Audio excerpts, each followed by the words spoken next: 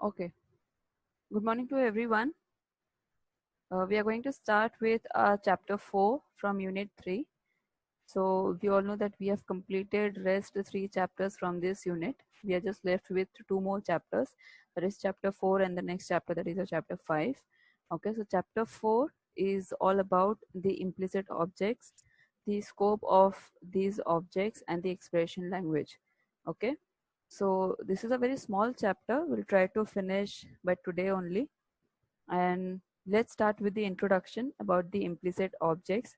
What are the implicit objects and how it is going to help us when we are going to have a JSP coding, and what is the advantage of JSP over the servlets when we are going to make use of implicit objects. Okay, so basically, first of all, you have to understand that what are implicit objects. They are something we can call it as a predefined objects. Let me have an example for you. See, what we have learned in our servlet, that we are going to make use of HTTP session, HTTP servlet request, HTTP servlet response interfaces. I hope you remember that how and where we have used those interfaces. Okay, so the method called as do post, do get, service method. So in such methods, we had made use of the HTTP servlet request and HTTP servlet response, the objects we have created. Okay, so what used to happen? So the objects what we are creating, it will help us to invoke some of the other methods so that I can perform some specific task. Okay, so for example, I'm trying to access, or I'm trying to accept the input from the client, and the client is going to send some input maybe in the form of username and password. So once it is sent, at the servlet end there should be some code should be written, and there should be some object which will invoke some of the method. Say for example, for accepting the input from the user which comes in the user form, username and the password, so we had one method called as get parameter method. So what we used to do, we used to make use of the HTTP servlet request object and we invoke get parameter method. Okay, so that we can accept that input, we will process that input, or we can just show the output to the client by making use of the object of your HTTP servlet response interface, or if any other page is responsible to show the output, we'll forward it. Okay, so this was a basic structure of your servlet. Now what I want to have the same thing which can be implemented in your JSP.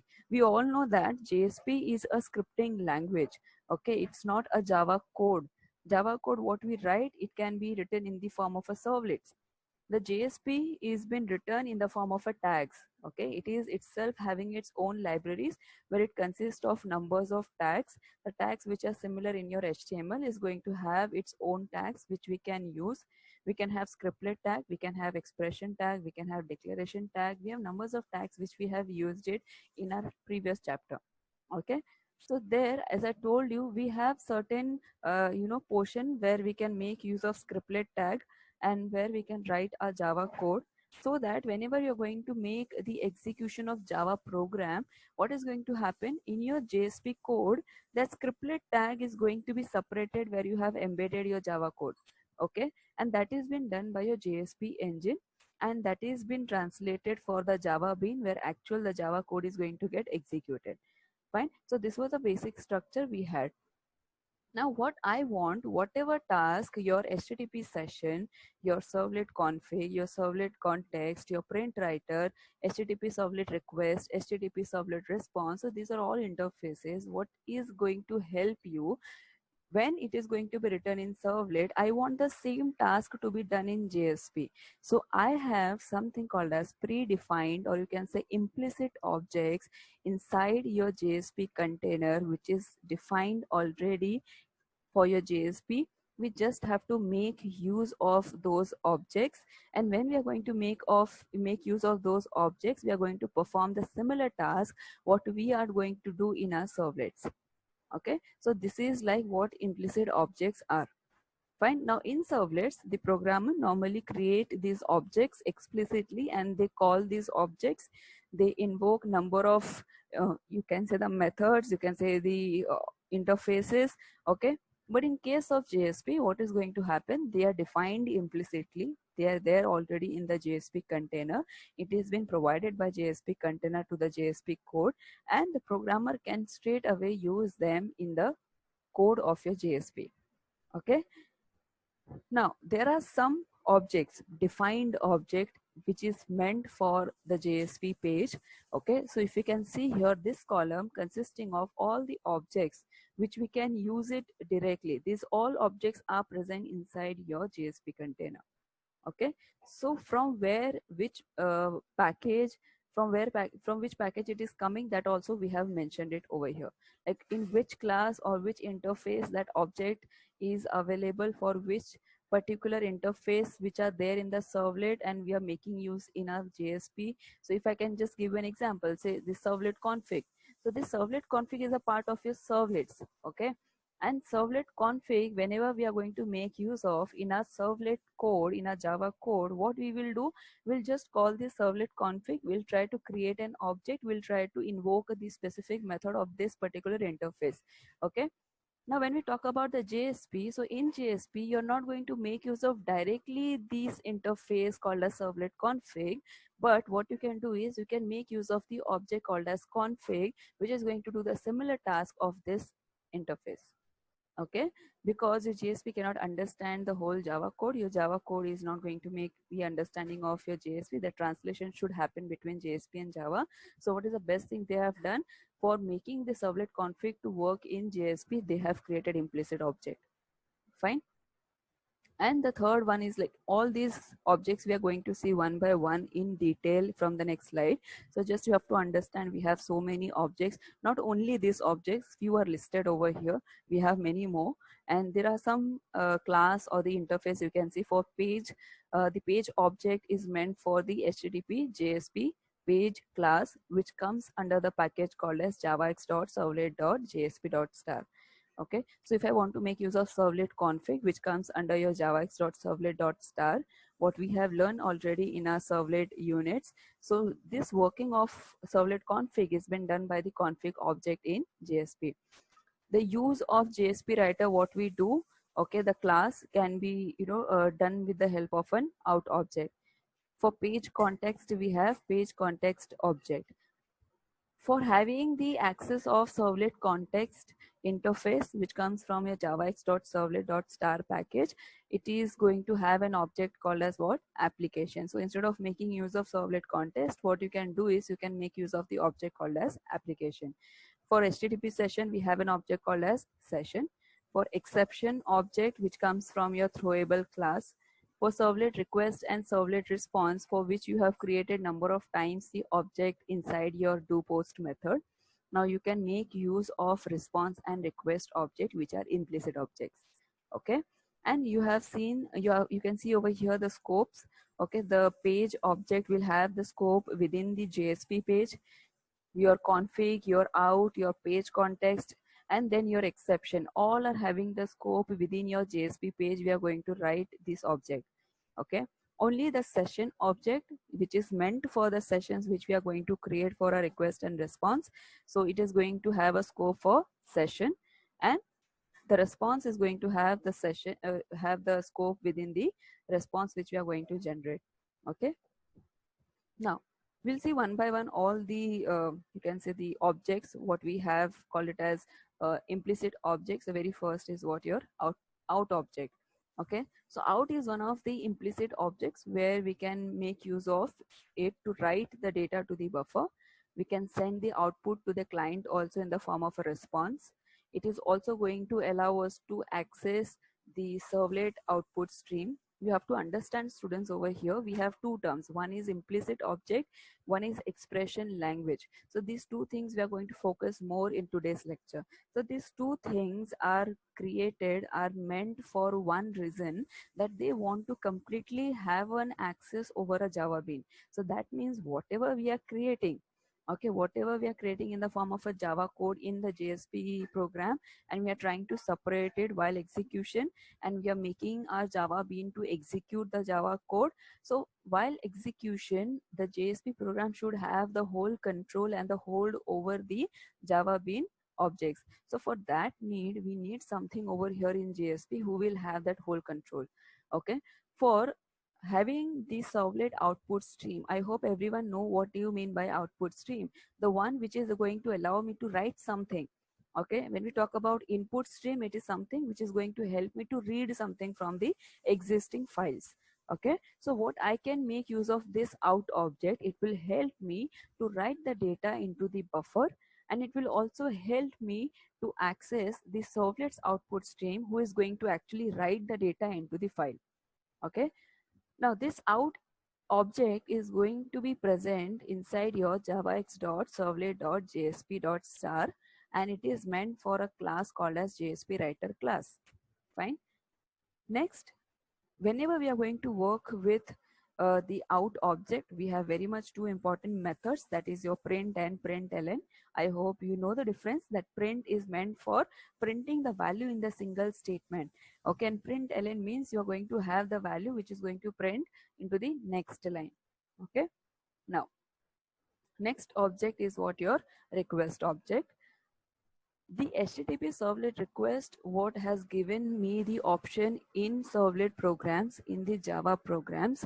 Now the same thing is going to be given to me when I'm going to make use of request object in my JSP code. Okay, I'm going to have an whole access over my HTTP servlet request, which is a part of your servlet, and I can do that control with the help of an implicit object called as request. Okay, so it is present first of all the HTTP servlet request interface inside your javax.servlet.http.star. Okay, dot star means you can call all the respective classes which are present inside this package, but here what we are making use of, that is your HTTP servlet request. Okay, and to make use of, to make available this, this class in the JSP program, and you can have as one of the argument in your service method, what you can do is you can pass the object, the implicit object whose name is what, request. You can pass this object as one of the argument inside your JSP service method. So your JSP is going to understand that you are trying to access an HTTP servlet request which is maybe written in your servlet program. Okay, so here if you'll just understand, I have a JSP file, I have a servlet file. In servlet file, I have written something called as HTTP servlet request, whose main job is to accept the input from the client, okay, process it and forward it so that the response can be generated. Now in JSP, what is the making, like how you're going to make use of this, and most importantly, how you're going to control this HTTP servlet request over here in JSP. You can make use of implicit object called as request, and you can pass this object as a parameter in one of the service method, that can be a JSP service method. Okay, when you pass that object inside your JSP service method as an argument, your JSP program is going to have a control over the HTTP servlet request which is written inside your servlet file. Okay, otherwise what will happen if you're not going to make use of implicit object? Once you're going to make use of JSP program, it is directly going to convert or separate your Java code, and once it is separated, the translation happens and it is going to execute, Java bin. Your JSP page is never going to come to know what Java program is doing inside the Java bin. Okay, and if you remember, there was one disadvantage, that if at all any error or exception happens while having this translation, and whenever we're going to make use of JSP and servlet together, and whenever we are going to convert from JSP to servlet, we are not going to identify where exactly the error has happened, whether it is in JSP or it is in servlet. Okay, so that we can track with the help of this kind of thing, that is your implicit objects. Fine. Now it will be created by the container. So whatever object you talk about, it has been created by your JSP container. Okay, and here whenever you're going to talk about the request object, it has been created for every request which has been made from the client. For every request which client is going to send it to the server, where your server side program is running, where your servlet program is running, which is meant for running at the server end. For every request which is going to come from the client, it is going to be handled by this implicit object called as request. Fine. It is going to have numbers of information. It can have something called as parameter, that can be your username, password. It can be some header information which can consist of host name and port number. It can come along with the server name to which it is trying to access, which server it is trying to access. That server name can also come as a request value. This all information, this all parameters are being accessed with the help of your get parameter method. And I hope this is the one method which we have used it continuously whenever we did the practicals or whenever we did the programs at the very starting of this 2 units when we have studied about the servlet. So this get parameter is the one method which we are going to make use whenever we are accepting some input from the client. Okay. Now, the next one is what your response. So response is an object of a class which is going to implement an HTTP servlet response interface. Okay. So HTTP servlet request is meant for accepting the request. HTTP servlet response is meant for generating the response for the client. Fine. So if I want to make use of this interface which are there in the servlet, and I just want to have that same thing in my JSP, and I want to have a whole control over this response generation, I can make use of the implicit object called as response. Okay.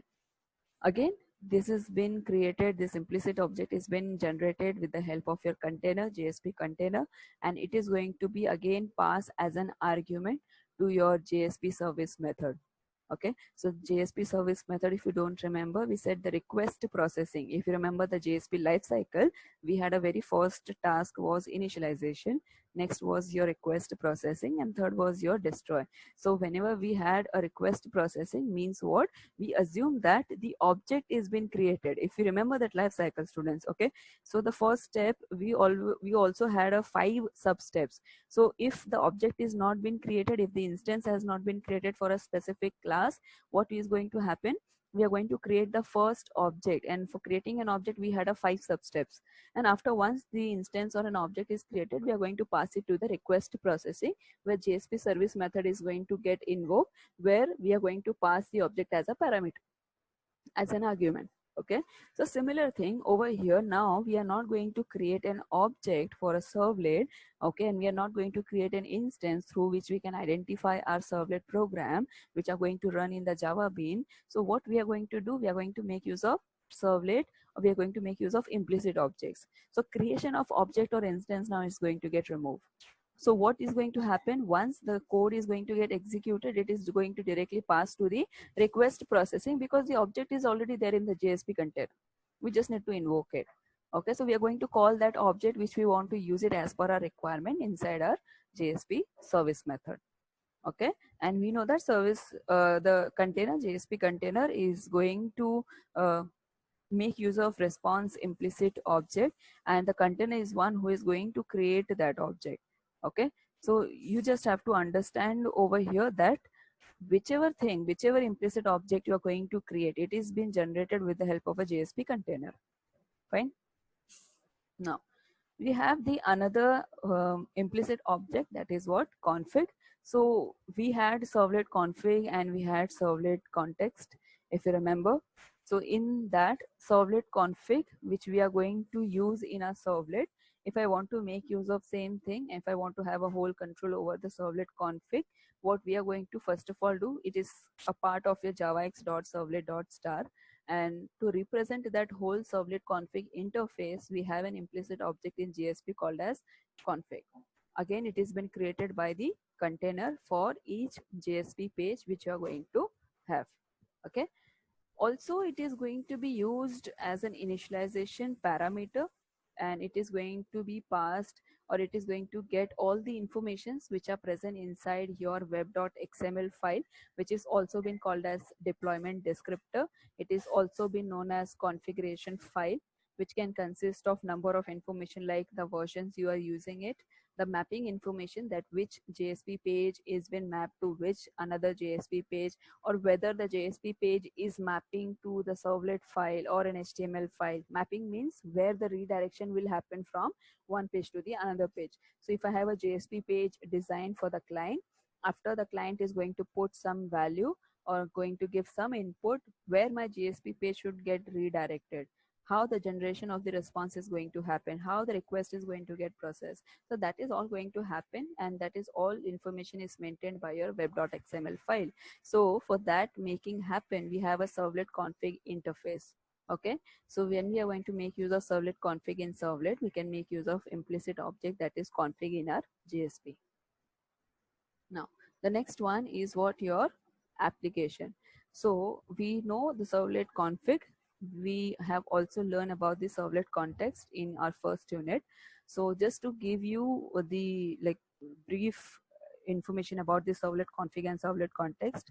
If remember, servlet context is something where I'm going to have an object, one object, and that is for one whole application. So in that application, maybe I can have 10 pages, either web pages or a Java pages. So 10 web pages, but in one application, if I'm having it, so one object is going to be created by the container to identify your application. Okay.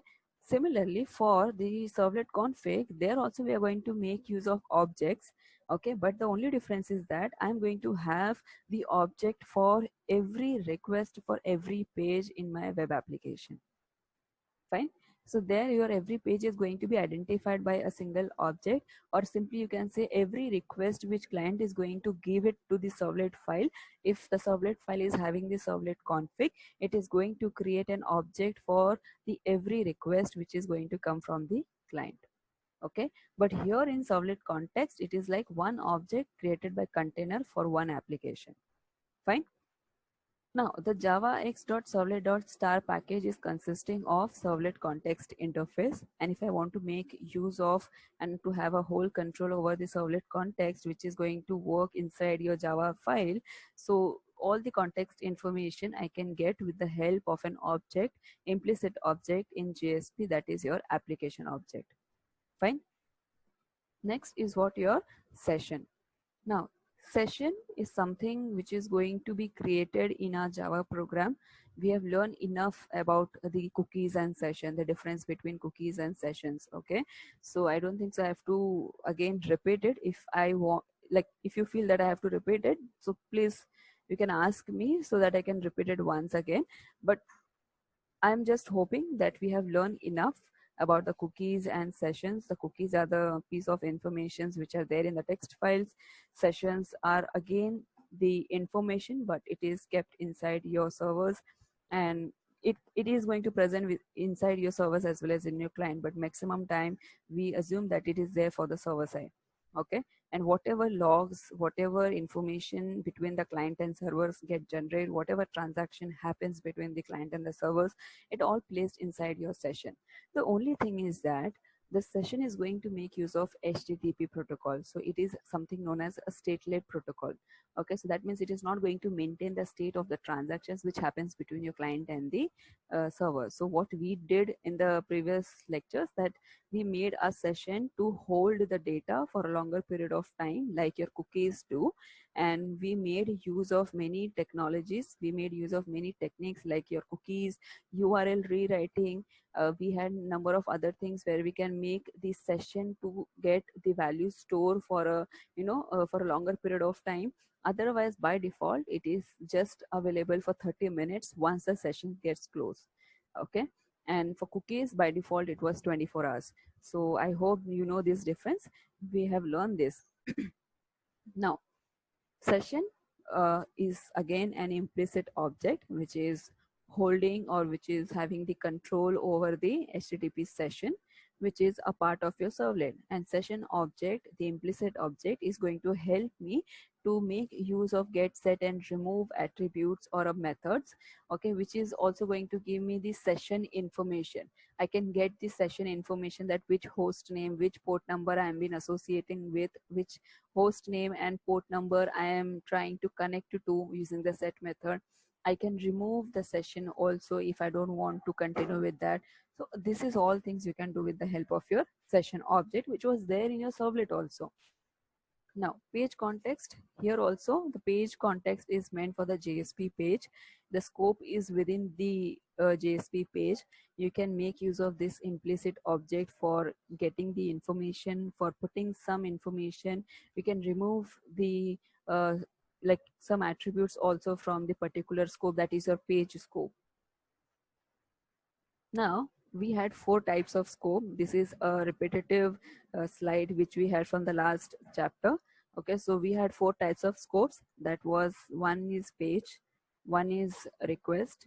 So we had another one is session, and we had application. Page means what? I'll just repeat it all the 4 scope once again if you don't remember. Page scope means you're going to have an object, JSP object, okay, which is again created by your JSP container, and it is going to be accessed only within that same JSP page where you have created that object. Okay, or you can just say that if I have a 10 JSP page and each page is going to be identified by one object, and that each page is been attaching with one object and that is been created by your JSP container, and the JSP container needs to identify each Java J, or you can say each JSP pages. How how it is going to understand or identify the JSP pages when it is going to allocate the objects. Okay, so that object is going to be used by your JSP container. That JSP object is going to have the access only within the same page where it is created. That is something known as page scope.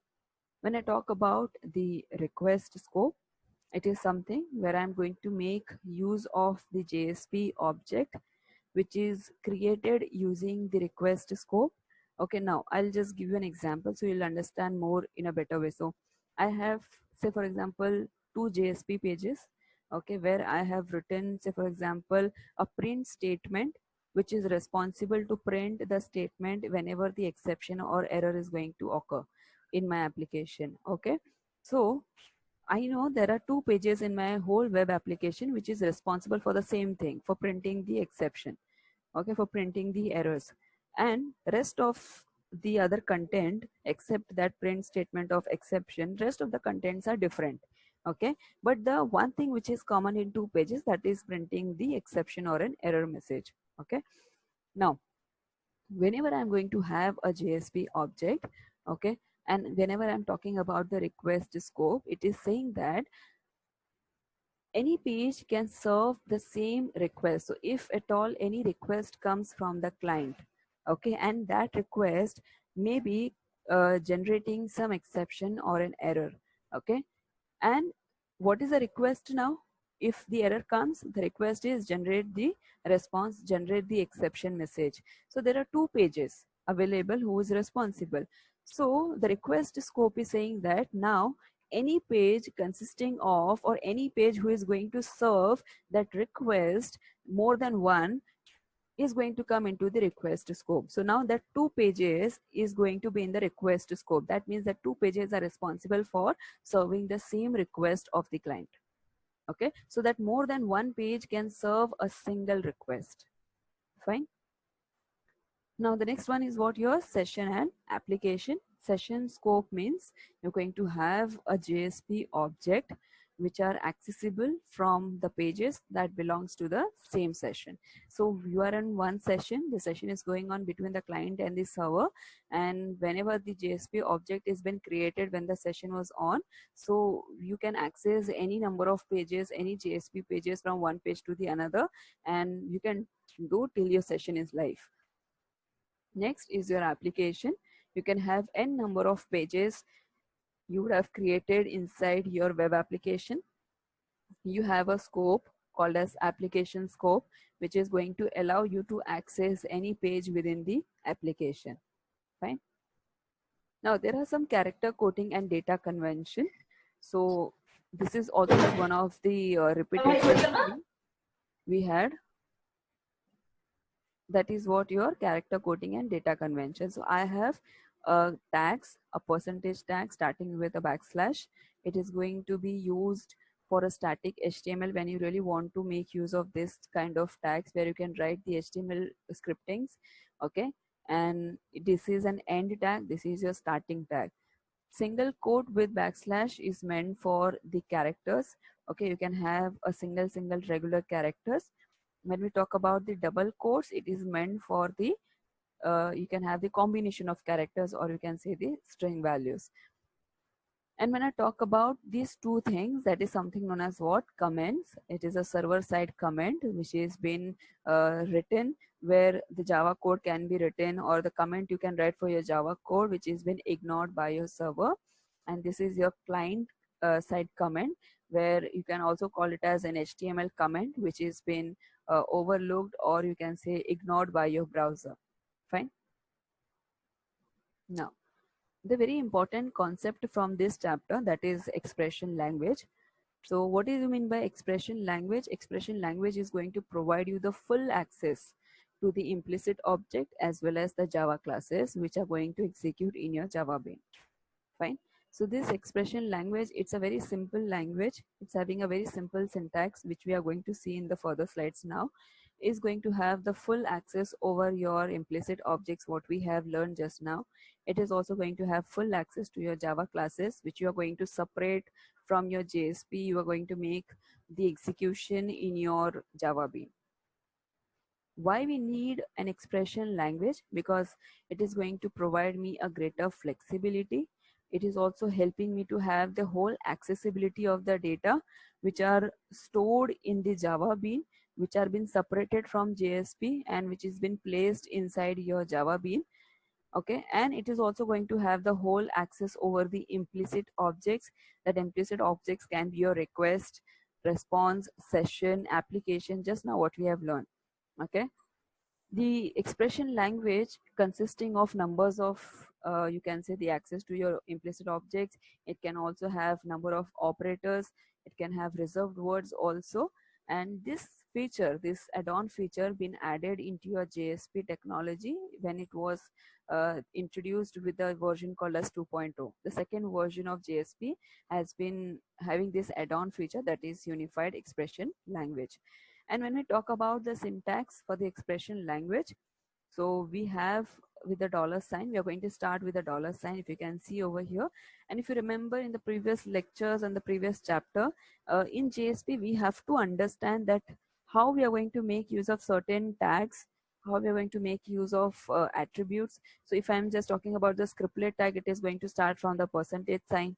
Okay, when we are talk about the expression, it is going to start with exclamatory with no semicolon. Okay, when we talk about the directives, it is going to start with @ sign. So these all things you have to remember, because your JSP container should understand that what you're trying to use in the JSP inside the tags. Okay, so when we start with the dollar sign, the JSP container is itself going to understand that, okay, the developer is trying to make use of expression language. Okay, and in the curly bracket, you can write the expression. Now we have something called as JSP literals. Literals, as I told you, it can be like something called as variables. Okay, so when we talk about JSP expression language, it is also having something called as literals. Literals can be in the form of booleans, which is going to give me either like true or false, 1 or 0, on and off. So only two outputs. Okay, then we have integer, which is as similar to your Java. It is a data type which we can make use of to make our values to have some data type, at what type of data we are going to store in our memory. We can also have a floating point, that is float. We can also have a string. Okay, so here you have to understand that your double quotes is going to be replaced by your backslash double quotes. Your single quote is going to be replaced by your backslash single. Your single delimiter is going to be replaced by your double delimiter. And lastly, the literal is what? Your null. Now we have some basic operators in expression language. So we are going to start with the variable operators. See, if I want to access any property from my Java bean, I need an object, okay? And that object is being created by your JSP container. So which type of object we are talking about here? Which object we are going to make use to access the properties of Java bean? And that is your dot operator. So I'm going to make use of the object name, implicit object name. Implicit object name, we can write it over here. We can use the dot operator, we can write the property name. Okay, I'll just give you an example for that. Say for example, I just want to access a parameter, that is something known as a username. If you remember students, we have learned about the URL rewriting. Okay, so what we used to do in the URL rewriting, so making our session to maintain the state, what we used to do at that time, we make use of the URL writing. Say for example, I am in www.facebook.com. So that is one URL I have hit it, and I am expecting that the server from Facebook is going to give me that page and it's going to load it in my browser. Once it is loaded in my browser, what is the next task? What I'm going to do? I'm going to provide some input, that is a username and password. Okay. Once the username and password has been assigned, what is my expectation? That whenever I'm going to come to the next time, for the next time, I should not again log in it should be there in the session, it should be available with the server, and it can identify till the time I am going to close the session.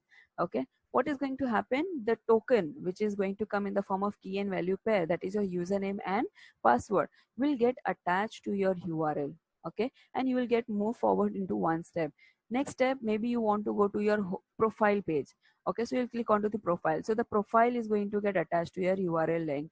Okay, what is going to happen now? I just wanted to know that which username is been assigned to the in which username is present inside your URL query string. Okay, so I can do that with the help of one of the implicit object, that is something called as what? Param. This is a defined implicit object like others, and you can use the dot operator and you can write username. So whichever username is been associated with the current URL string is going to give you that output. Okay, if you want to retrieve the host name of the client from where the request is coming, what you can do, you can make use of the implicit object called as header with dot operator and say host. Okay, and you are trying to make, or you can try to access the some property. That property can be the email, okay, from the Java bean. So what you can make use of the object called as user bean dot email. Fine. So this is how you're going to make use of variable operators. Now we are going to make use of, we are going to start with this arithmetic operator. Students, may I can like take more than like after your lecture I can have 5 minutes extension, because we are almost at the end. Okay, so I just wanted to finish this. So it's very easy, we'll just see. If you'll not see the time, it is very interesting. Okay, so we'll have an arithmetic operators. Arithmetic operator means which is plus, minus, multiplication, division and more. Okay, how you're going to make use in the form of an expression language. So if I'm just talking about the plus, how you're going to make your understand that your JSP container, you're going to make use of expression language. You're starting with the dollar sign, and in the syntax we said that we are going to write the expression inside the curly bracket. Now what expression? So the next topic is arithmetic operators. So we have number of arithmetic operators available, like your addition, for subtraction, for division, for multiplication, for finding mod, or you can say reminder. Okay, so how your real, or you can say the expression language is going to work, we'll see the examples. Okay, so we'll start with the plus, that is your addition. So as I told you in the last lecture, that if you want to understand that you are going to make use of expression language, you have to make a symbol called as dollar. Okay, start with this symbol, start with a curly bracket and write the expression inside it. So that is the actual syntax of your expression language. Now if I'll write simply 100 plus 200, which is also one type of an expression, which is going to give me a result called as 300. Similarly with your subtraction, when you're going to make use of binary operator, which is your subtraction one, so you can start with a dollar symbol and then you can perform the subtraction of any number. You can also get the value in minus also. Okay, you can perform the multiplication like this. You can perform the division. So here you have option, either you can make use of slash or you can make use of word called as div. Okay, both are going to be same, both are going to help you to do the division. Next is what your mod, or you can make a use of a word called as mod. So both are going to be same, they are going to help you to find out the remainder. Okay, so 2013, if I'm trying to find, if I'm trying to divide by 100, so whatever value is going to come, that is going to be your mod value or a remainder value. Okay, or else you can make use of word called as mod. Fine. And if at all you are trying some operation which is not possible, okay, so you are going to get something like infinity, or you can get something called as exception if you're trying to divide any number by 0, which is not practically possible. Fine. Now the next one is logical operators. So we have three types of operators. We have logical and, we have logical or, and we have not operator. So for this table, you have to understand the truth table, what we have learned maybe in our digital electronics in our first semester. So there, I hope you have learned about the logical and truth table, and then or also, then not.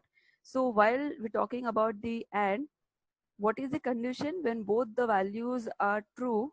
That means both the values should be 1, then only you are going to get output as 1, or you can say true, otherwise rest all values are false.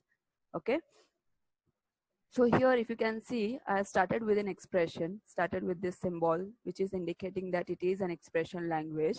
Okay, in the curly bracket I am writing some expression. Expression means what? We are going to have first value as what? True. So let's consider true as 1 and false as 0. Okay, so when I start with first value as true and I'm performing AND operator and I'm having false as a second value, so what is the condition we have given here? 1 and 0. And I told you in the logical AND, if both the values are true, then only you're going to get an output as true, otherwise it is going to be false. Okay, so here one value is false, so definitely we are going to get value as what? False. Similarly here both the values are false, so we are also going to get again false. Next is what? Your logical OR operator. In OR, what is the condition? If both the values are false, okay, in AND it was both the values are true, then only it is true, rest is false. In OR, what is going to happen? If both the values are false, then it is false, otherwise it is going to be true. So if at all one true is available in the condition, then the output is going to come as what? True. So we have one true over here performing an OR operation using this operator called as pipe. Okay, or you can make use of word also called as or. Similarly here also you can make use of word called as and. Okay, so here it is going to give you the output as true. If both the values are false, then only it is going to give you false, which is giving it over here. And not operator is the reverse of the condition what you are performing, what you are giving. Okay, so if I am saying false with this exclamatory mark, which is a denotation of a not operator, so what is going to happen? Exactly opposite of it is going to be printed, that is true. And here also if I'm writing true, then it is going to print as what? False.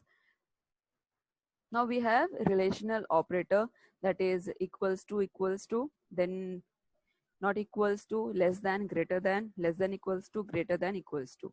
Okay, you can either use EQ, NELT like this word. You can also use this kind of characters while making the expression. So both the options you have, either you can make a use of symbol or you can make a use of character which is defined here. Okay, both are going to be same, both are going to perform the same operation, going to give you the same result. Okay, so we'll just see some examples of it. So when I'm going to start with the dollar sign, so I'm saying that if, or we can say that whether 100 is equals to 100. So in relational operator, you're going to get a result in the form of a binary values. Okay, so I'm just checking whether the 100 first value is equals to 100 or not. Okay, so yes, it is equal. So what is going to happen? The result is going to be true. Or else I can make use of the word called as EQ, which is going to perform the similar operation what this symbol is performing. Okay, what I'm saying, whether 101 is equals to 102, it is not. So what is going to get an output? That is false. Fine. Similarly with the not equals to, checking that whether 100 is not equals to 200. Okay, you have to understand what is the condition. I'm just saying, please check whether the 100 is not equals to 200. So the condition is correct. So what we are going to get? True.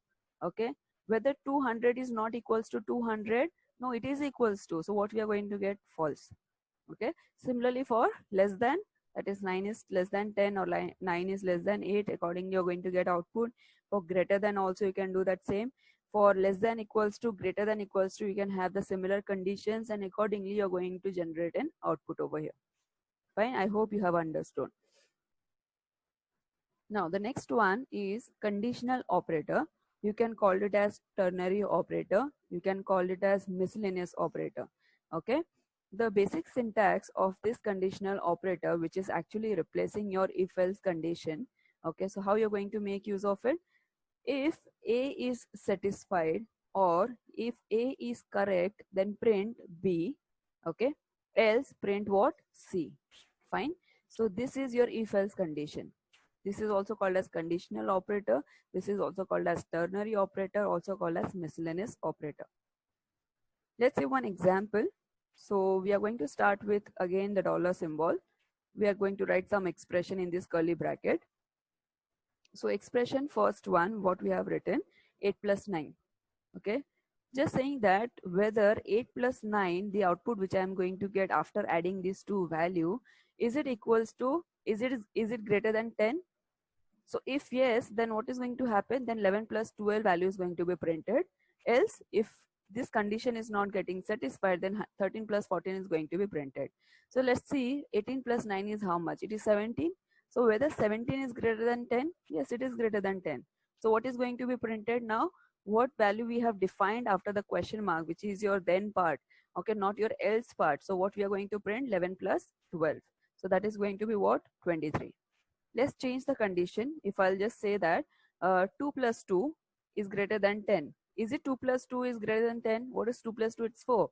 So whether 4 is greater than 10? No. So it is not going to print or execute this value. It is going to print the else part, that is what? 13 plus 14, that is a 27. Okay. Then we have next empty operator. Okay, this operator is going to check whether the value which we are trying to uh, fetch is null or empty. So for example, I am having a page through which I am accepting some input, okay, say username and password, and I just wanted to check whether the username is consisting of some value or not, or whether it is empty value. Okay, so just have an example, a login page. I have a username and password where you are having a mandatory option to fill the password, maybe not a mandatory option for your username. So it can sometimes happens that the person will not fill the username. It will go blank. To just check whether the user who is logged in is having or is giving the username or not, whether it is null or empty or not. Okay, so if it is null, if it is empty, then it is going to give you a value called as true, or else it is going to give you false. False will indicate that yes, there is a value which is present in the parameter which we are trying to check. Fine. So here you are going to make use of one implicit object, that is what your param. Fine. So what you're going to make the syntax for this? So you're going to start with a dollar symbol. You have a keyword called as empty, and we are saying that please check one parameter with the implicit object who is responsible to check the parameter value, that is what param, with dot operator, and give the variable name, or you can say the parameter name which you want to check. So here the parameter name which I want to check is what? Username. So it will check whether the username value is available or not. If not, then it is going to return to me true. Okay. Now this is your operator's precedence, or you can say you are giving the priority, not you actually, not me also, but it is defined. Okay, it is defined. The priority is already defined. So priority for the operator is defined. That means whenever I'm going to have a long expression to solve, okay, so in that expression, which part needs to get solved first? That is going to help me when I'm going to make use of priorities of operators. Okay, so here this precedence is defined in such a way that it is going to start from the top priority and to the bottom priority. So the very first priority in the expression is given to that expression which comes inside the square bracket. Okay, so if I have, say for example, whole one line of expression, and in that expression somewhere I have written some value inside the square bracket, so the very first thing which is going to get execute, or which is going to solve first, that is the value which is placed inside the square bracket. Okay, then the next priority is for the round bracket, then next is for your unary operator, then it is your not operator and your empty operator. Next priority given to multiplication, division, mod. Next priority given to your binary operators, that is your plus or minus, then less than, greater than, less than equals to, greater than equals to. Then we have equals to, and not equals to, and then we have the logical operators, that is and, or, and not. Sorry, conditional operator, that is your ternary operator. Fine. So this is the operator precedence. We'll see example. This is your last topic, or you can say the example of this chapter. Then we'll be done with the chapter. Fine. So then we'll start with the next one. Now, first expression is starting with the dollar sign, which indicates that it is a expression language. So it is given one expression language over here, that is 2 star 4 plus 3 star 4. So what is going to happen accordingly, the operator's precedent which needs to be solved first, we'll see the priority first. So if you can see in the expression, we have two operators, that is your multiplication operator and one is your addition operator. Okay, so here if you can see, the first priority is given to what? Star, that is a multiplication, and then next priority is given to what? Plus operator. Now we'll come back to the example. So according to the operator precedence, we need to solve this star first and then we are going to add the values. So we are going to make 2 into 4 and then 3 into 4 first, and then whatever value is going to come, we are going to add it. So 4 2s are 8, 3 4s are 12, 12 plus 8 is how much? 20. Fine. Next expression, say for example 8 plus 10 divided by 5 minus 3. So here how many operators we have? 3 operators, that is plus, division and minus. Let me go back to the slide and then we'll check what is the operator's precedence. So we have plus, minus and division. So again, which operator needs to be get solved first? That is your division, then your plus and then your minus. Okay, let's solve this one. So according to the condition or the operator's precedence or the priority, which one we are going to solve first? That's 10 divided by 5. Okay, so what is 10 divided by 5? It is 2. So now what is the expression now? 8 plus 2 plus minus 3. Now after plus and minus, who is going to get solved first? Plus. So what is going to happen? 8 plus 2 is how much? 10. 10 minus 3 is how much? 7. Fine. So this is how you're going to solve your expression. Not you, but whenever you're going to make use of this kind of expression, whenever you're going to develop something, you're going to code something, okay, you're going to make use of expression language in your program. So whenever you're going to give some expression, fine, so that time how your compiler is going to compile your expression, that we are learning right now. Okay, how it is going to decide the operator's priority, because it is defined already. Whenever I'm going to execute the JSP engine is already trained for this kind of things. Fine. Now next expression, we are just having the logical operator, that is what? And. So what I'm saying, 5 is greater than 3 and 4 is greater than 6. So is it 5 is greater than 3? True. So what is the expression we are going to get? Output true. 4 is greater than 6? False. So one value we have true, one value we have false. Okay, and when I perform the logical AND operation between one value as true and the another value as false, what is going to be the output? False, because as per the condition of logical AND, it says that when both the values are true, then only we are going to get result as true. Here only one value was true and one was false, that's why we are getting result as false. Now the last expression, that is 1 plus 2 greater than 3, question mark, 4 star 5 colon 6 minus 7. So we just have to find out the operator's priority first.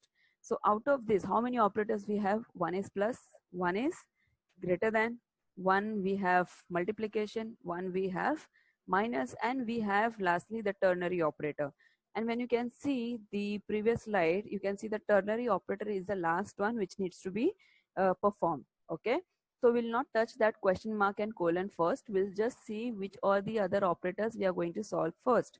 Okay, so accordingly, we are going to solve this star first because that is having the highest priority, then your plus and minus, also with your greater than sign. So first is going to get solved which part? That is your 4 into 5.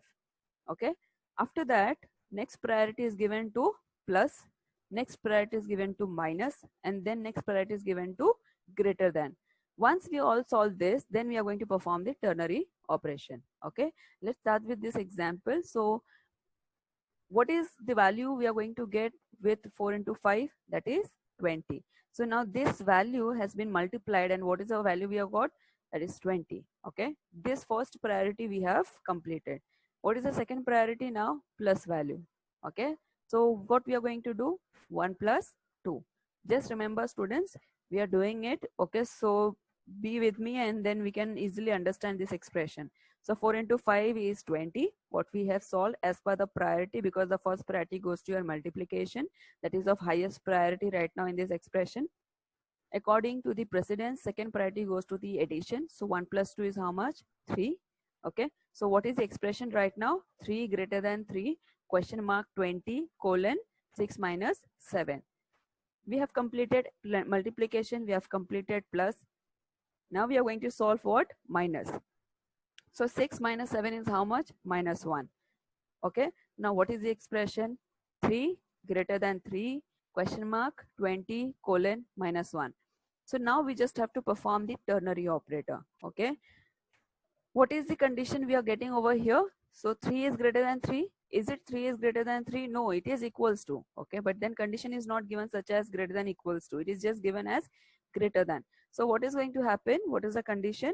If 3 is greater than 3, then print 20, else print minus 1. So is it condition is getting satisfied? No, because 3 is not greater than 3. It is equals to. So what is going to happen? It is going to print the value called as minus 1.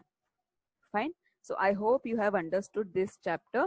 So here we are completing this chapter 4.